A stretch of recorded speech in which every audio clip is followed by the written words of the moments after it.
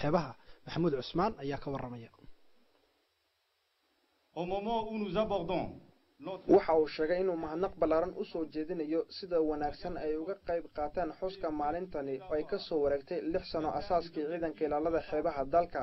taliyaha ciidanka ilaalada xeebaha waxa uu sheegay in ciidanka ilaalada xeebaha loogu talagalay inay si dhaba uga shaqeeyaan ababa uga jawaabaan baahida kala duwan ee badaha gaar ahaan adkeynta nabadgelyada iyo xaqiijinta xasiloonida iyagoo laga hortagayo wax waliba oo khalkhal gelinaya badaheena. waxa uu yiri amurahaasi waxaan ka soo hoynay guulo tiro badan oo la taabanayo waqtigan oo ciidanka jiro iyo dadaalada aan hagar la'aanta lahayn ay ugu jiraan xaqiijinta ujeedada loo asaasay. waxaana oran karaa inuu joogo ciidanka heerkii ugu wanaagsanaa taasi oo ay dhab uga mahad celinayaan xukuumadda uu hormoodka ka yahay madaxweynaha jamhuuriyadda mudane Ismaaciil Cumar Geelle oo si dhaba uga go'an tahay isku haleynta badaheena. waxa kale oo aan doonayaa inaan uga mahad celiyo dhammaan saaxiibadeena iskaashiga iyo wax wada qabsi ee mar waliba taageerada inala garab taagan hadday noqoto tababarada iyo qalabsiinta intaba.